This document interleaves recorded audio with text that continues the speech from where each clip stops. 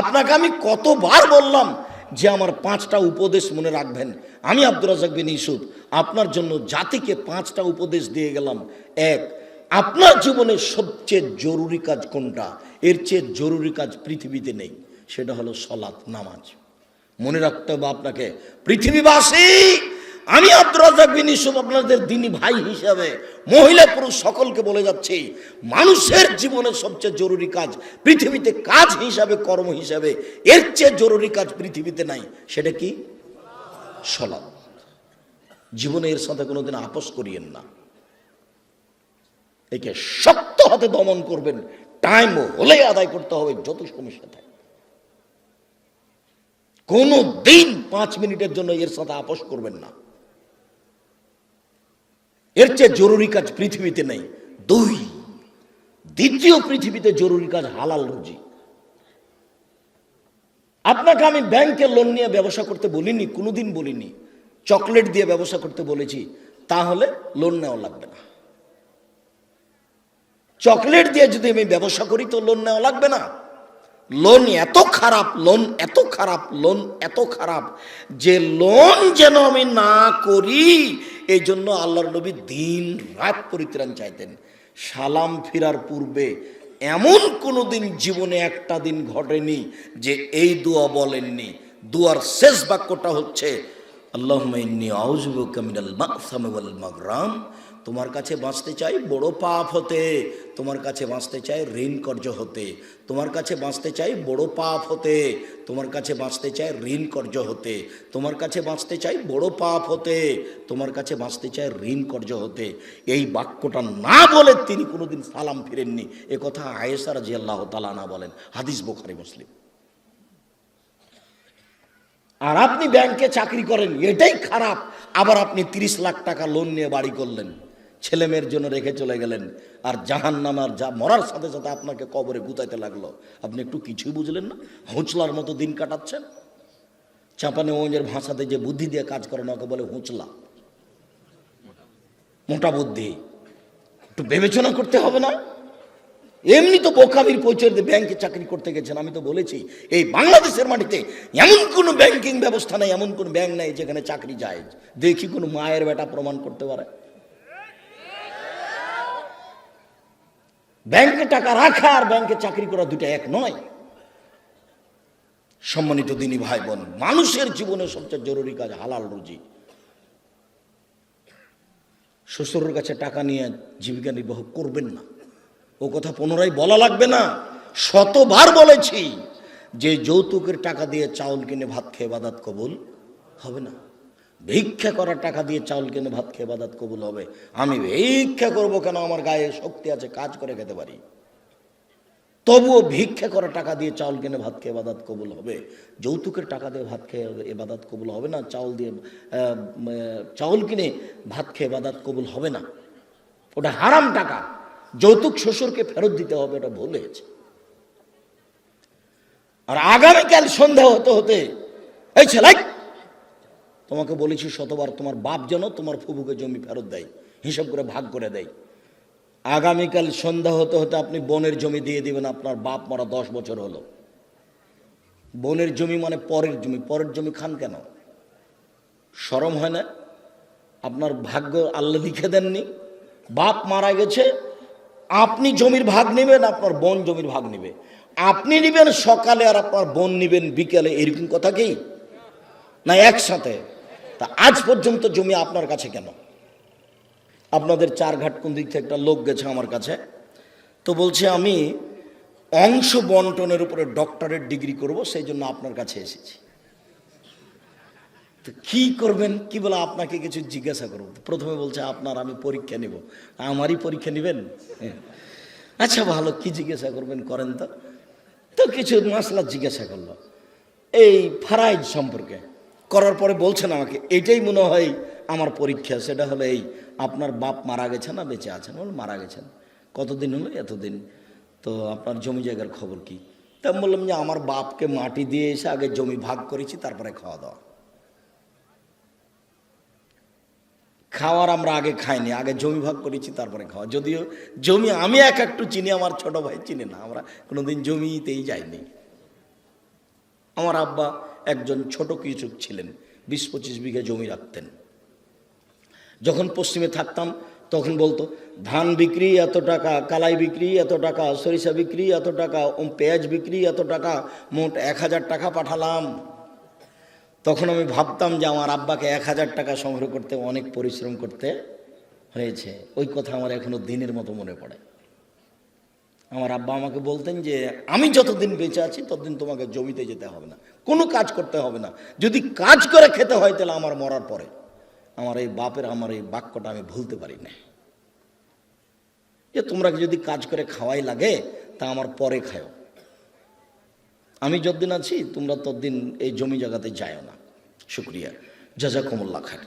যেটা বলছিলাম হালাল রুজি, 3 কোরআন তেলাওয়াত, 24 ঘন্টায় একবার কোরআন মাজিদ তেলাওয়াত করবেনই, করতেই হবে, নাহলে কোরআন বিপক্ষে চলে যাবে। বেশি না পড়লেও কি বলেছি সূরা ইখলাস 3 বার পড়েন, একবার কোরআন মাজিদ পড়ার সময় নাকি হবে। কেন পড়েননি আজকে বলেন তো যে আমি পড়েছি? বলেন, এই ছেলে তুমি লাভ দিয়ে বলো যে আমি পড়েছি, একটু হিসাব হয় না কেন? কেন পড়তে পারেন না? কেন পড়তে পারেন না? কি আছে সমস্যা যে পড়তে পারেন না? কেন পড়বেন না? সূরা ইখলাসটা আপনি 3 বার কেন পড়বেন না? নিজেকে মানুষ মনে করেন না? নিজেকে গরু ছাগল মনে করেন? বুঝেও বুঝে না ওরা চক্ষু, বুঝেও বুঝে না ওরা অন্তর আছে বুঝে না, দেখেও দেখে না ওরা চক্ষু আছে দেখে না, শোনেও শোনে না ওরা কান আছে শোনে না। উলায়েকা কাল আনাম, তারা পশু প্রাণীর মতো, তারা গরু ছাগলের মতো, তারা কুকুর শ্রীগলের মতো, বাল হওয়া জাল বরং তার চেয়ে খারাপ। নিজেকে গরু ছাগল মনে করেন, পশু প্রাণী মনে করেন? কেন আপনি পড়েননি কোরআন মাজিদ আজকে? অন্তত সূরা ইখলাসটা কেন পড়েননি? এটা হলো 4 নম্বর। 1 সালাত, 2 রুজি, 3 কোরআন তেলাওয়াত, 4 দুইজন যেখানে বসে আছে সেখানে বসবেন না। ওখানে বসে ওরা একজনের বদনাম করছিল, আপনি গিয়ে যদি বলেন হ্যাঁ ঠিক বলেছিস, আসলেও খারাপ, এখন কি হবে? তাহাজ্জুদ সারা জীবনে যা পড়েছেন ওইটা যদি এক পাল্লায় দেওয়া হয়, আর ঠিক বলেছিস আসলেও খারাপ এই বাক্য যদি এক পাল্লাতে দেওয়া হয়, পুরো জীবনের তাহাজ্জুদ হারিয়ে যাবে। আপনি বলতে পারেন, বুঝতে পারেন ল্যাংটা মেয়েকে দেখছি আর গল্প জমাচ্ছি, এটা কত বড় খারাপ, আর মানুষের বদনাম কানে শুনছি, এটা কত বড় খারাপ, আপনাকে আমি বুঝাতে পারি না। 4 জন যেখানে, 2 জন যেখানে বসে আছে সেখানে বসবেন না। 5 ছেলে মেয়ে স্ত্রীর উপরে হন কঠোর, খুব কঠোর, চোখ যেভাবে ঘুরে বউ সেভাবে চলে, তার নাম ক্ষমতা। আহাল পরিবারের উপরে খুব কঠোর হতে হবে, শক্ত হাতে পরিবারকে দমন করতে হবে, নইলে তাহাজ্জুদে আপনি টিকতে পারবেন না। শেষে দেখা যায় বেটির কারণে বউয়ের কারণে জাহান্নাম হয়ে গেছে। শতদিন বলেছি, আল্লাহ নবী বলছেন 3 শ্রেণীর মানুষ জাহান্নামে যাবে। তার 1 শ্রেণীর মানুষ হচ্ছে মধুমিনুল খামর, যারা নিয়মিত বিড়ি তামাক জর্দা সিগারেট গুল নেশাদার দ্রব্য খায় পান করে, তারা জাহান্নামে যাবে। একটা ছেলে বলছে, আব্দুর রাজাক সাহেব আপনি যে বিড়ি সিগারেট সব সময় বলেন, তো বিড়ি সিগারেট হারাম তার দলিল কোথায়? তো দলিল সরাসরি আছে, আল্লাহ রাসূল বলছেন মাসকারা কাসিরুহু ফাকালিলুহু হারাম।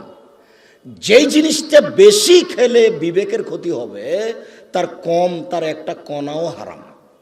তো তাহলে তোমার 50 বেড়ি, হাফ কেজি বেড়ির মশলা খুলে একজনকে খাওয়াইয়া দাও দেখি। হাফ কেজি জর্দা তুমি একজনকে খাওয়াইয়া দাও, তার বিবেকের ক্ষতি হয় কি না? 10 কেজি খাওয়াইয়া দিলে যদি বিবেকের ক্ষতি হয়, তাহলে তার একটা কণাও হারাম। আল্লাহ রাসূল বলেছেন, এক বাক্য বলেছেন এমন ভাবে কিয়ামত পর্যন্ত সারা পৃথিবীর সব জায়গাতে চলবে। কাজেই হালাল রুজি খাবেন, আর জরুরি প্রয়োজন ছাড়া কোথাও বসবেন না, আর পরিবারের উপরে খুব শক্ত, খুব কঠোর হতে হবে। সম্মানিত দিনী ভাই বোন, এই 5টা উপদেশ থাকছে। বলছিলাম আমার দিনী বোনদের ব্যাপারে একটু অনুরোধ জানাচ্ছি। দেখুন, 4টা কাজ করতে পারলে আপনার জন্য জান্নাতের সব দরজা খোলা। আপনি 4টা কাজ করেন, জান্নাতের যে কোনো দরজাতে যেতে পারবেন। আমি বলিনি এই কথা মুহাম্মদ সাল্লাল্লাহু আলাইহি সাল্লাম বলেন। 1 সালাত খামসাহা, 5 ওয়াক্ত সালাত আদায় করুন। এই ছেলে, তোমরা ওখানে ভাবে দাঁড়িয়ে কেন? বসো। দিনী ভাই বোন, আমি আপনাদেরকে অনুরোধ করছি, আপনারা দয়া করে দোকানপাটে কেউ থাকিয়েন না, রাস্তাঘাটে চলাচল করিয়েন না, এখন কোনো কাজ করার প্রয়োজন মনে করেন না। আপনার আমি কিছু না কিছু উপকার করবো ইনশাআল্লাহ। আপনিও যেমন কষ্ট করে এসেছেন, আমিও তেমন কষ্ট করে এসেছি। আমি 7:30 8টার দিকে বাসায় পৌঁছেছি। বরিশাল বরগুনায় ছিলাম রাতে। বরিশাল বরগুনা থেকে আমি রাতে বক্তব্যের পরে যাত্রা আরম্ভ করে সকাল 8টার দিকে আমি প্রতিষ্ঠানে পৌঁছেছি। এটা নিয়ে আমার কোনো খেয়ালই ছিল না। এশার সালাতের পরে অবগত হয়ে আমি আসলাম। আমি কষ্ট করে এখানে এসেছি, আপনি চায়ের স্টলে বসে থাকবেন? আপনাকে আমি মানুষ মনে করব? কেন আপনাকে আমি মানুষ মনে করব? আল্লাহ আপনাকে পশু প্রাণী বলছেন, আমি কেন বলবো? আপনি পশু প্রাণীর মতো। পশু প্রাণীর মতো না হলে আমি দিনের কথা বলছি, আপনি ওখানে বসে থাকবেন কেন? সম্মানিত দিনী বোন, এদিকে শোনেন। এই মেয়ে শোনো, 1 5 ওয়াক্ত সালাত, 2 সমাত শাহরাহা, রমজান মাসে রোজা সেম, 3 আতাত বালাহা, স্বামীকে মেনে চলা, তিতা লাগলেও মিঠা লাগলেও মেনে চলতে হবে, 4 জেনায় লিপ্ত না হওয়া। এই 4টা কাজ করবেন, জান্নাতের সব দরজা খোলা। 4 নাম্বার জেনা। জেনা যদি হয়ে গিয়ে থাকে তাহলে এখন থেকে কান্নাকাটি করেন। যদি আপনি খালেস অন্তরে কান্নাকাটি করতে পারেন দিন রাত, তাহলে আল্লাহ জেনার পাপটাকে নেকি দিয়ে পূর্ণ করে দিবেন। আর আল্লাহ ওয়াদা করেছেন আপনার সাথে, অনাহা নাফসা আনিল হাওয়া ফাইনাল জান্নাত হিয়াল মাওয়া। পৃথিবীবাসী মনে রেখো, আল্লাহ তাআলা বলছেন, পৃথিবীবাসী মনে রেখো, তোমরা যদি অশ্লীল কাজ থেকে নিজেকে বিরত রাখতে পারো, আমি আল্লাহ তোমাকে জান্নাতুল মাওয়া দিয়ে দিলাম। ওটা তো আল্লাহর ওয়াদা। আপনি অশ্লীল কাজ বন্ধ করেন, জান্নাতুল মাওয়া আপনার জন্য প্রস্তুত আছে। এটা মানুষে বলেননি, এটা নবী বলেননি, এটা সরাসরি আল্লাহ বলছে। অতএব যদি কারো জেনা হয়ে গিয়ে থাকে, বন্ধ করেন, আপনি ভালোর মধ্যে চলে যাবেন। স্বামীর সাথে ভালোভাবেই চলতে হবে। আপনার স্বামী আপনাকে গালি দেয়, এ কথাই ঠিক। আপনার স্বামী আপনাকে মারে, এ কথাই ঠিক। আপনার স্বামীর মুখ খারাপ, এ কথাই ঠিক। এর পরেও কোনো উত্তর না করে পাথর হয়ে এই সংসার করেন, এটাই আমার পরামর্শ।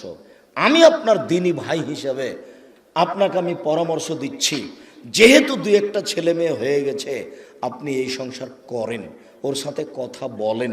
সপ্তাহ সপ্তাহ কথা বলেন না, রান্না বান্না করে ছেলের হাতে মেয়ের হাতে দিয়ে পাঠান। আর 1 গ্লাস পানি চাইলে সামনে গ্লাসটা রেখে থ্যাকস করে রেখে দুদিকে হেঁটে চলে যান। এভাবে সংসার করলে আল্লাহ অসন্তুষ্ট থাকবেন, পরকাল জাহান্নাম হয়ে যাবে। এই সংসার করতে হবে না।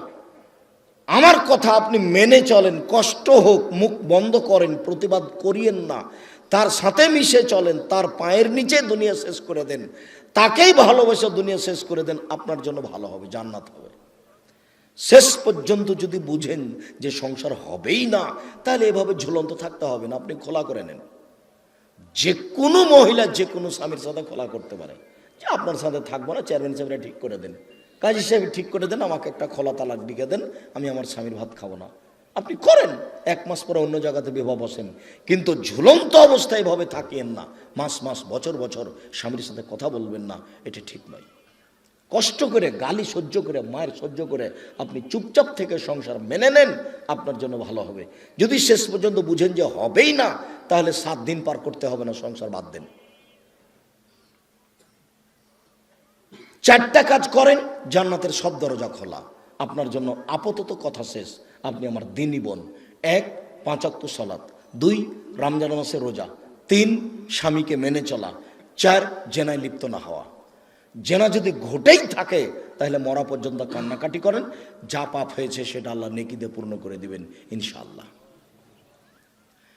এবার আপনাদের সাথে একটু জরুরি কথা, যেটা আল্লাহ রাসূল বলেছেন, স্বামী হিসাবে, বাপ হিসাবে জরুরি কথা হচ্ছে, 1 যে মানের আপনি খাচ্ছেন বউকে স্ত্রীকে সে মানের খাওয়াবেন।